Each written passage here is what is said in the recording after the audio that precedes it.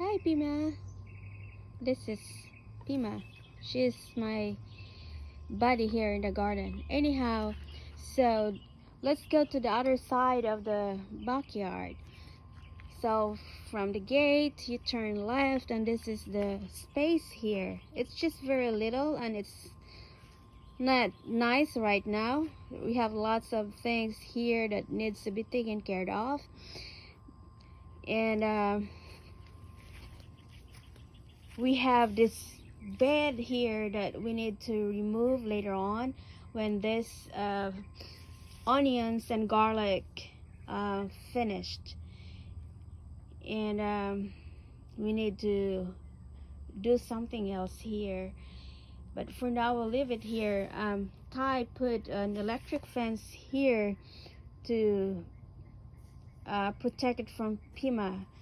As you see there, there's not much left. Pima keep on digging it, and then Ty finally put a fence so she won't be able to dig it anymore. But we will need to remove this bed. There's a melon there. I don't know if this is the watermelon or the honeydew. I see that those here, and this is the only one that came out, so we'll let that finish and then we'll work on this area here.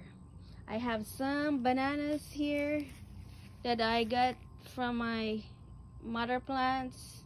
There's a lot of them. I wanted to throw it away, but Ty loved his banana, so well, we don't know where to put it, but it's there. So this is the space here. We got butterfly bush there, the taller bush there. It's the magnet for butterflies. This guy is called butterfly bush, but eventually that should go away. It's too tight in here.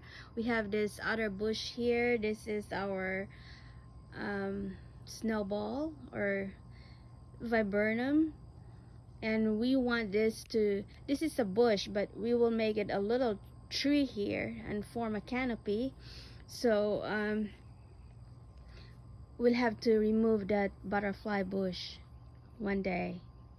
And then under this, I just planted just recently some ferns and some hosta, and this one are the, cannot remember the name. These are the heucheras, different varieties of heucheras. And then we have that grass there, the carex there, that yellow leaves.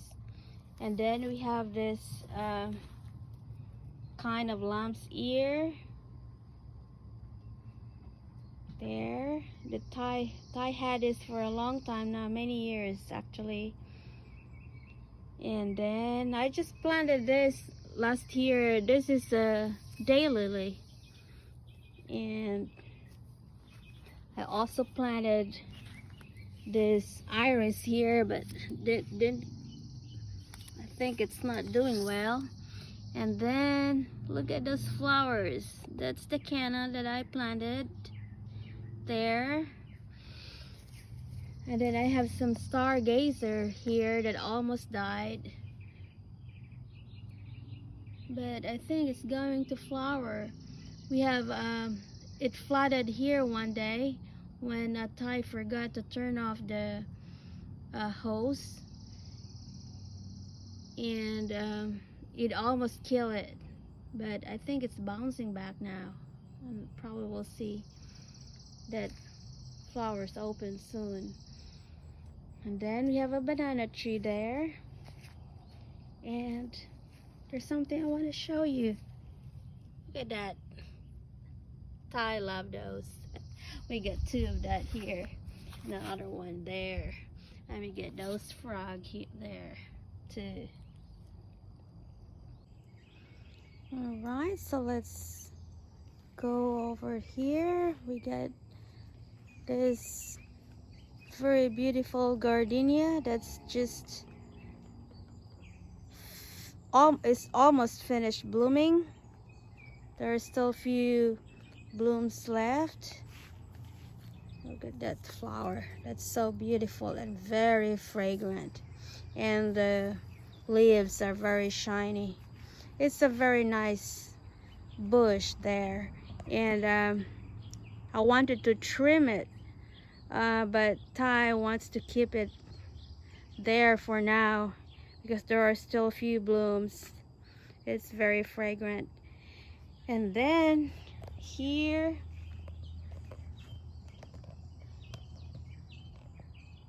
in the middle we got this gorgeous gardenia. Look at those flowers.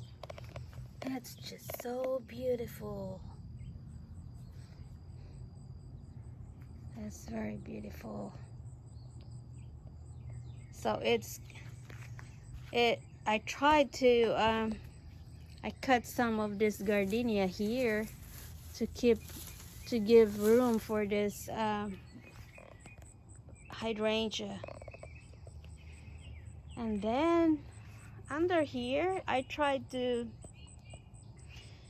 I don't know what else to put here, so I just cover it with this azuga. These are ground covers, so I got lots of this here.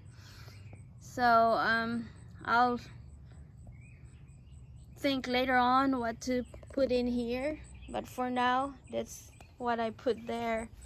And then of course there is the Shasta daisy here there,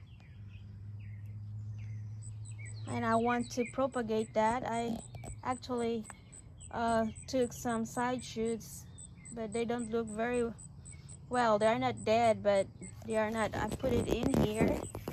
I got some here and there. I think I got 3 of this here. So that's the Shasta daisy. So let's continue.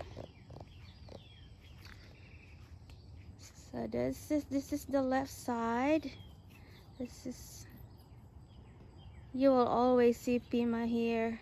She's my buddy. Alright, so let's continue on this side. I get some gorgeous flowers here that I put in the pots. Right there, that's the pink geranium. And in the pot I put some, this is the Dracaena that's supposed to be the thriller here. I get some Dusty Miller. That's the Dusty Miller. Then I got the Creeping Jenny. So I think that looks very beautiful.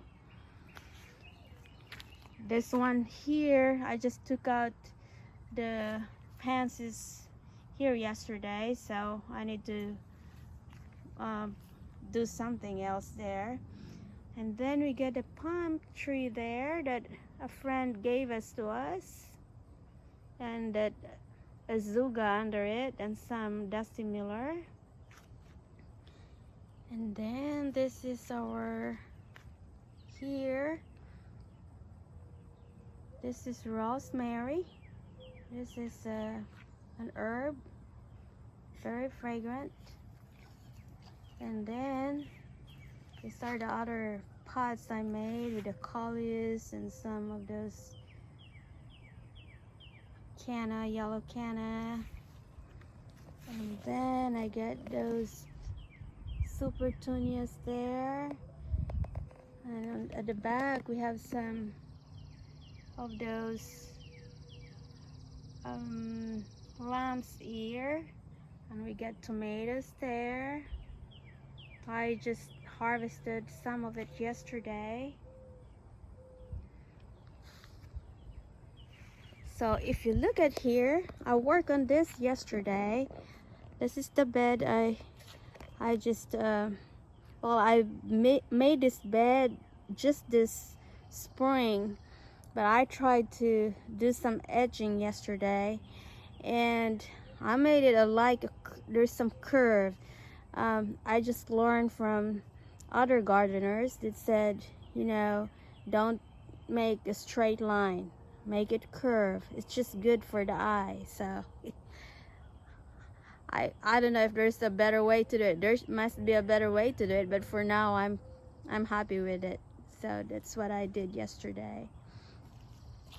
All right, so let's continue here. I get this hosta there. That's Ty's hosta that he planted. Maybe this is 3 years old, and we took out lots of plants from here to put on the gardens. And look at these flowers. Hostas are, I think they're grown for their foliage because they're just so pretty in the garden. But the blooms, they're also pretty. I think it's a bonus. And then I have a Dusty Miller here that I just let it grow. Dusty Miller is usually used as fillers in pots, but this one I planted this last year and I just leave it there and see what happens. I probably want to make it like a tree. I don't know. I'll wait and see. But that's how they made topiaries, or some small tree. Some plants they just, you know, let it grow and, you know, see whether they can be a good candidate for topiary. Then I have some under plantings there with some azuga and some creeping jenny. I get another basket there with another Dusty Miller and that azuga there, and geranium, the pink geranium there. Alright, let's proceed. Look at that frog there. Ty got this from my house. This is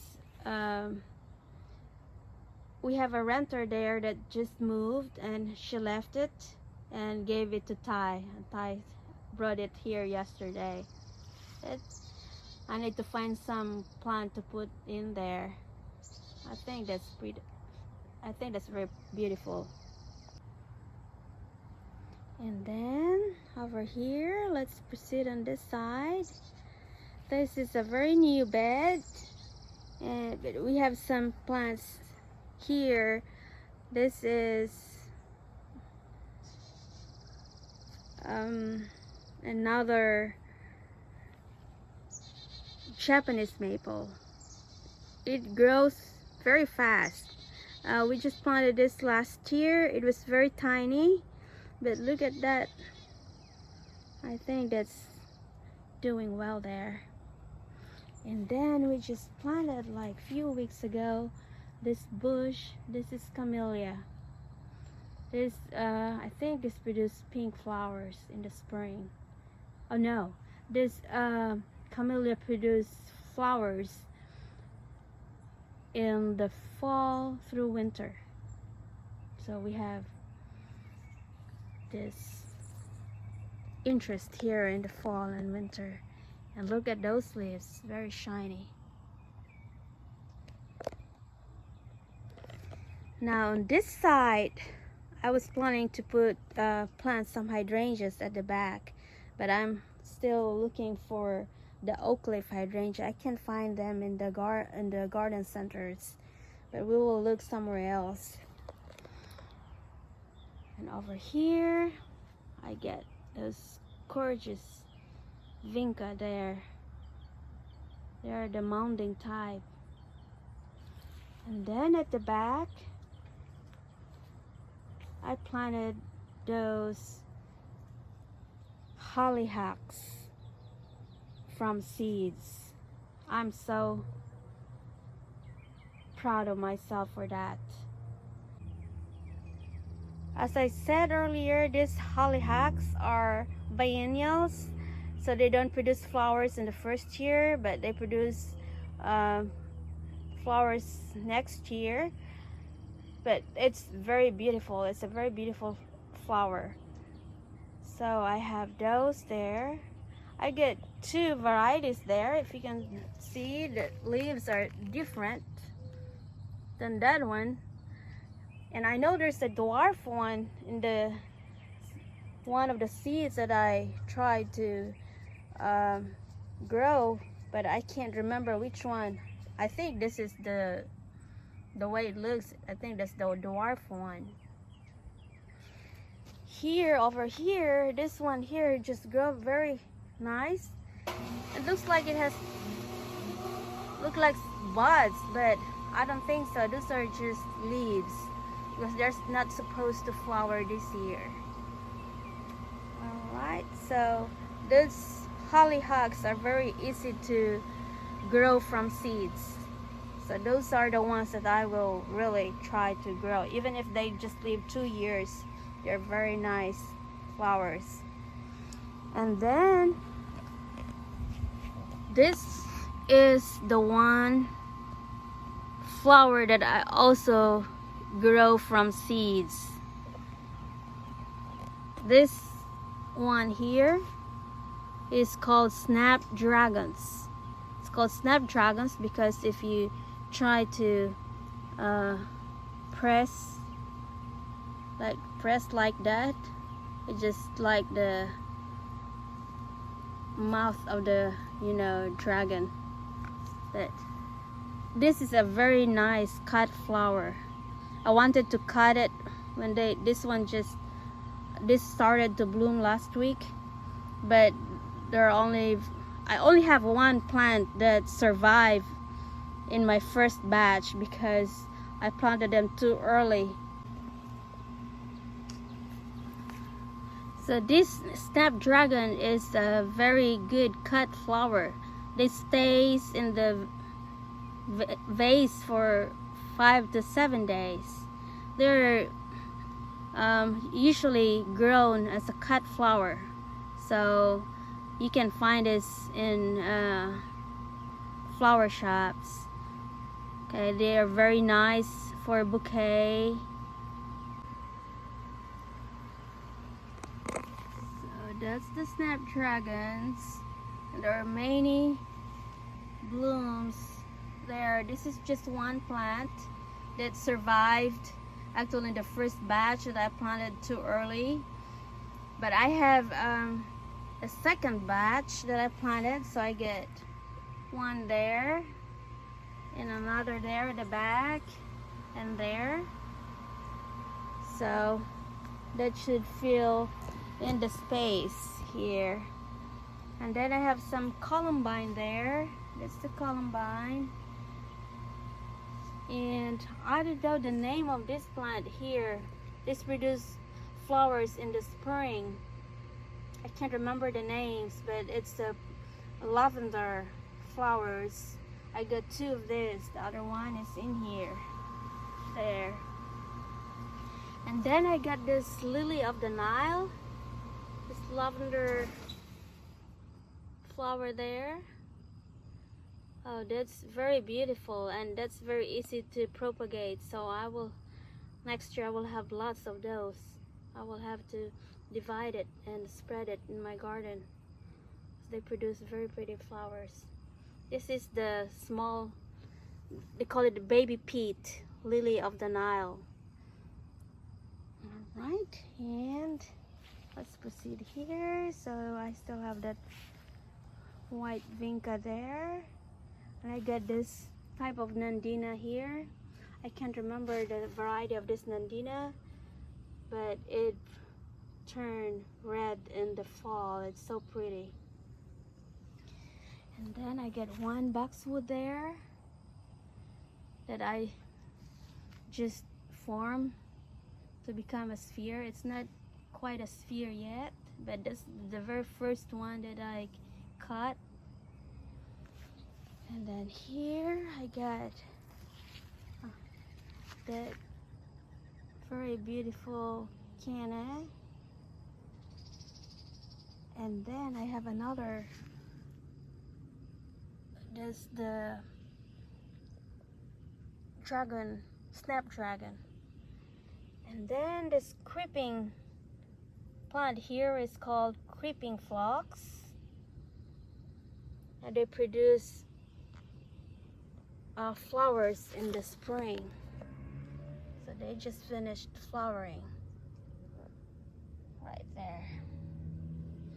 All right, so and here at the back, I get those lamps here there under this gorgeous